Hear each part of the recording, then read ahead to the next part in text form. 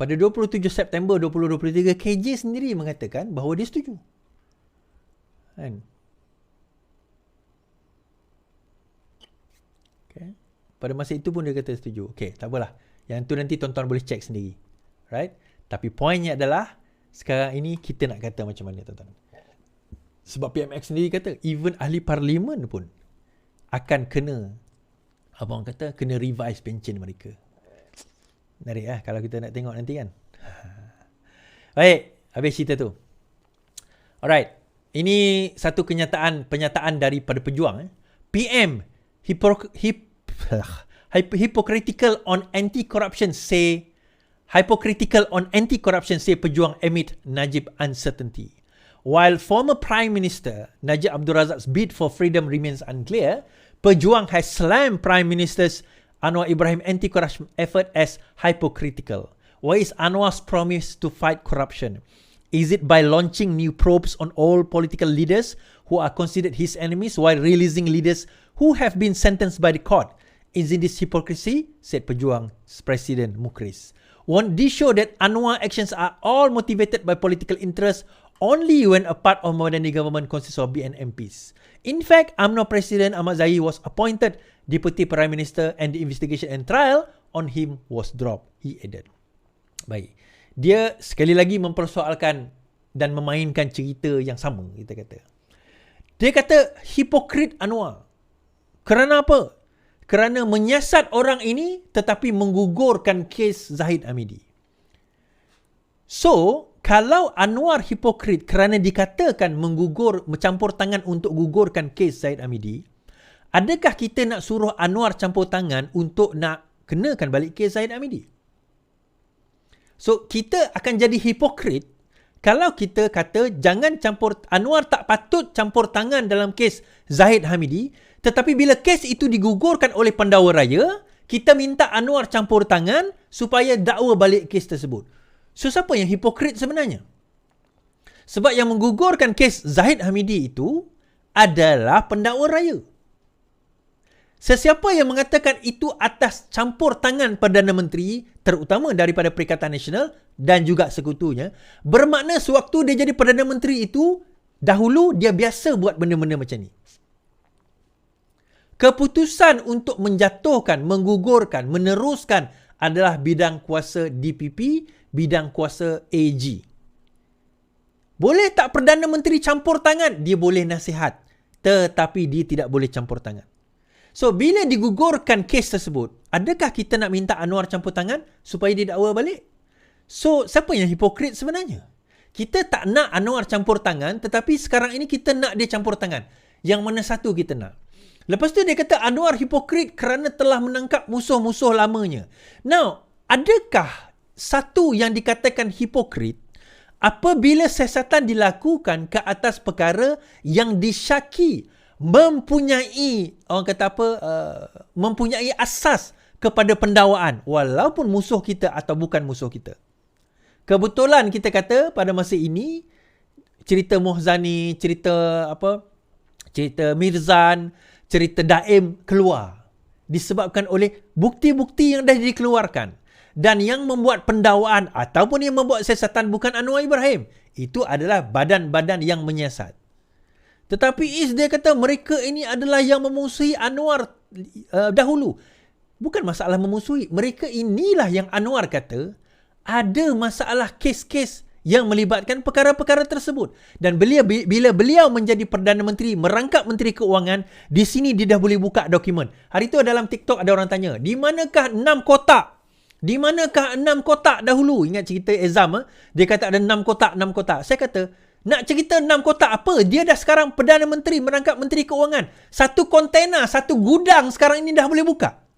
Dan dah pun buka. Kita nak cerita 6 kotak atau buat apa, Bangang? Dah buka dah.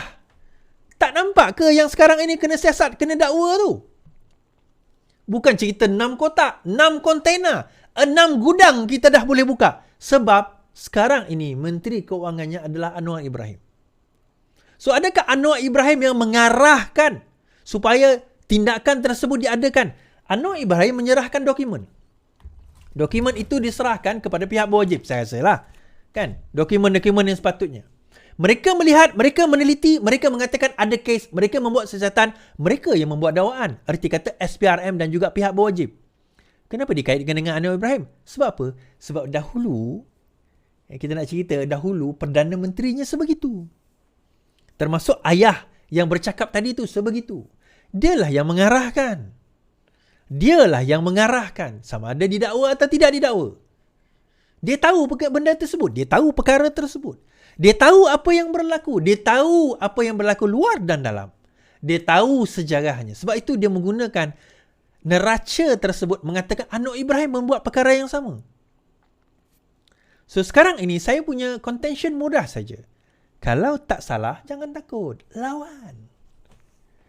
Kalau tak salah, jangan takut. Lawan.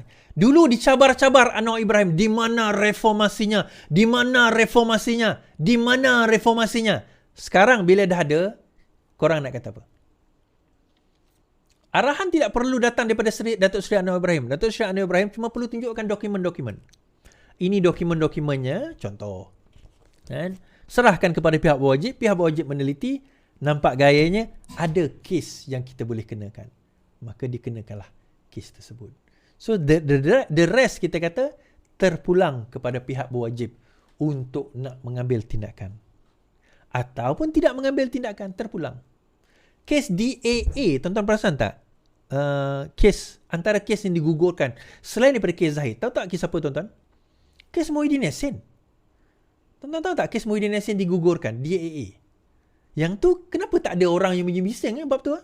Kenapa tak ada orang kata bahawa Anwar campur tangan dalam kes tu? Tiba-tiba kes Zahid, ada orang kata Anwar campur tangan. Yang tu tak ada isu. Saya pun pelik.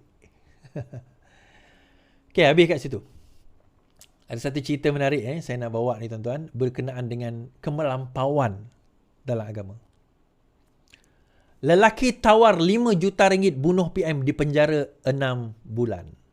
Seorang pemandu lori terkejut dan menangis setelah Mahkamah Session hari ini menjatuhkan hukuman penjara 6 bulan kerana membuat hantaran mengancam di TikTok untuk membunuh Perdana Menteri Datuk Seri Anwar Ibrahim.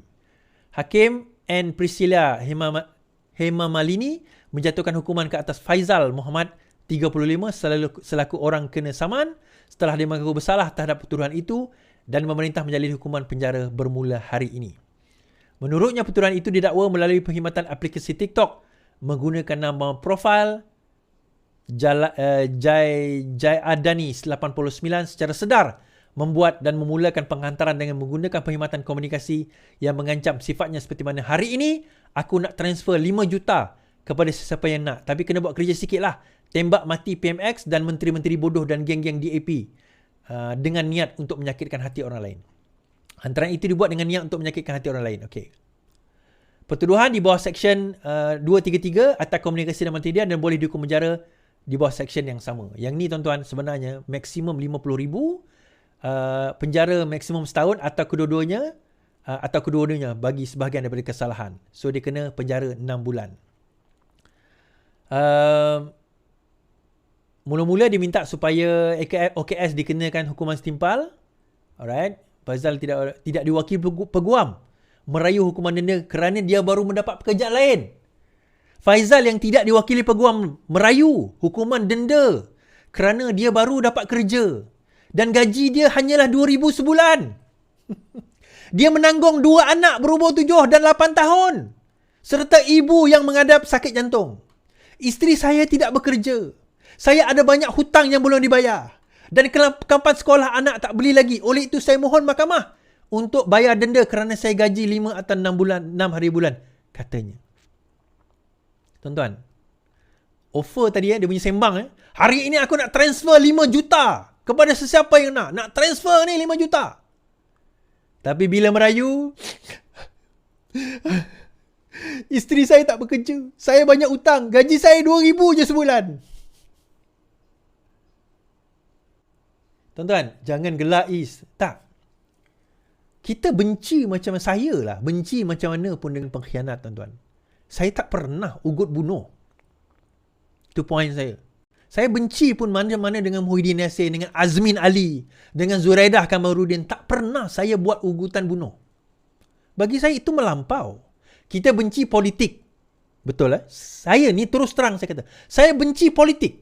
Dari segi politiknya saya benci. Muhyiddin Yassin, Azmin Ali, Zuraidah Kamarudin. Tetapi itu tidak mengeluarkan mereka daripada rang undang-undang. Itu tidak mengeluarkan mereka daripada Islam. Mereka tak jadi kafir. Mereka tak jadi kafir harbi yang halal darahnya. Tak ada. Kita benci kerana politik dia. Selain daripada itu, kita tak benci. Dia orang Islam, dia orang Melayu. Kita jangan benci sebegitu. Tapi yang ini tuan-tuan, 5 juta. Kau menangis. 2,000 gaji, menangis. Nak tanggung 2 anak, ibu sakit jantung. Sekarang ini, yang sengsara siapa tuan-tuan? Yang sengsara bukan dia. Dia senang lepak lah dalam penjara 6 bulan. Anak dia. Ibu dia yang sakit jantung. Isteri dia yang tak bekerja. Dia mengaku bersalah, tidak diwakili oleh peguam. Saya nak tanya kepada walaon-walaon ni, yang mana pentaksub ni, korang rasa pemimpin korang di mana? Korang rasa pemimpin korang kat mana sekarang ni? Di mana yang suara membela korang tu, di mana? Sampaikan apa orang kata geng-geng PN Saitro pun dok maki pemimpin mereka, tak membela mereka. Pergi buat laporan polis, laporan SPM, sorang-sorang je pergi. Pemimpin mereka langsung tak ada. Tuan-tuan, kita boleh berbeza politik. Saya tak ada masalah. Tuan-tuan nak kritik Anwar Ibrahim, tuan-tuan tak setuju dengan polisi Anwar Ibrahim, silakan. Itu tak ada isu. Tetapi bila tuan-tuan dah mulakan pendekatan melampau sebegini, kafir mengkafir. Saya baru tengok cerita sang pencerah, pengasas Muhammadiyah Indonesia. Menarik cerita tu, tengok kat Netflix. Sang pencerah. Bila dia berdakwah membawa Islam yang sebenar, dia dituduh sebagai kafir. Dia dituduh sebagai orang kafir. Sekarang ini Muhammadiyah ada lebih 50 juta penduduk, ada lebih 40 universiti, ada lebih 1,000 pesantren ke sekolah dan sebagainya. Dia punya keluasan dia di seluruh Indonesia, kita kata. Tuan-tuan, saya nak cerita. Kita nak buat perubahan ni memang susah. Dan orang akan kata macam-macam kepada kita. Termasuklah kita ni liberal, kita ni kafir, kita ni apa orang kata pendokong kepada kekufuran, kekafiran, kepada orang kafir. Dia akan kata macam-macam kepada kita. Tapi percayalah, kalau selagi mana kita percaya kepada perjuangan kita, insya-Allah kita teruskan. Kita percaya kita nak buat pembaharuan yang betul. Kita teruskan. Kemelampauan dalam agama ni tuan-tuan, saya tak kata Mamat ni sebagai orang PAS, saya tak kata. Tetapi siapa boleh menafikan bahawa dia terkesima dengan ajaran PAS yang melampau? Siapa kata dia tidak tertrigger dengan kemelampauan beragama dan berbangsa yang dibawa oleh parti-parti politik, kaum dan juga agama? Siapa kata? Tuan-tuan, the blood actually in your hand as well. Darah dia tu berada di tangan tuan-tuan juga. Dan sekiranya dia termakan dengan kata-kata tuan-tuan dan perempuan, dosa itu tuan-tuan juga kena tanggung tau. Yalah, tuan-tuan tak akan menanggung dosa dia kata macam tu. Tetapi tuan-tuan menanggung dosa sebab dia dah jadi jahil disebabkan oleh perkara tersebut. Bagi saya, mereka yang fanatik dan melampau dalam perkara beragama ini, mereka adalah orang yang jahil dan orang yang bodoh dalam berilmu. Dia tak ada ilmu sebenarnya dalam agama.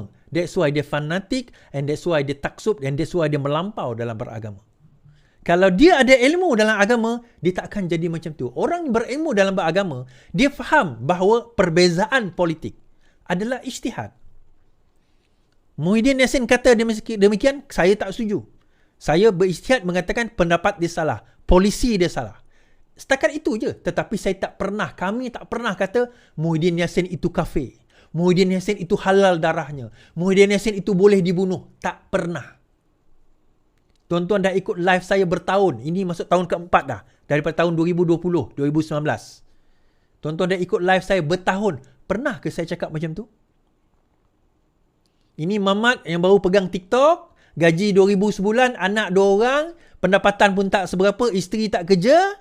Tiba-tiba, engkau berlagak lebih daripada orang politik. Ini masalah ni.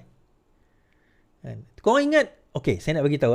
Korang ingat, korang guna fake account, kerajaan tak boleh detect ke? Korang ingat, korang guna fake account, SKMM tak boleh detect ke? Tuan-tuan, hari tu masa saya ditanya oleh polis IPD, IPD Ceras, dia kata dia tengok live saya. Dia tengok live saya, dia tengok live Papukari, dia tengok live Papagomo, dia tengok live Yani, dia sebut nama Yani tau. Dia tengok live, apa orang kata, live AMG, dia tengok, dia kata. Dia tengok, bukan dia sahaja. Ramai lagi pegawai-pegawai ini juga tengok. Nak melihat apa perkembangan politik, siapa yang bercakap. Bukan setakat dia tengok, dia tengok komen-komen kat bawah tu pun dia tengok tau. Dan mana-mana komen yang dia rasa menggugat, dia akan screenshot. Bukan, dia tak akan pergi rumah tuan-tuan, jangan risau. Tetapi kalau sekiranya ada orang buat laporan terhadap komen tuan-tuan yang jelek, itu di bawah SKMM, Akta Suruhanjaya Komunikasi dan Multimedia. Yang tadi tu, 233. Penjara 1 tahun, denda RM50,000. Maksimum boleh kena. Termasuklah kata-kata yang menghina. Termasuk kata-kata yang mengutuk. Termasuk kata-kata yang menyakitkan hati. Tolak tepilah perkauman, agama tu satu cerita yang tu memang drastik lah. Itu semua di bawah SKMM tau. Kalau saya buat laporan polis lah kan. Tapi saya suka. Walak-on ni. Kalau tak ada walak-on ni, macam apa kata? Macam sunyi pula kehidupan kita kan. Tapi balik kepada kita tadi, kemelampauan dalam politik dan beragama. Bukan politik sebenarnya. Dia bukan politik.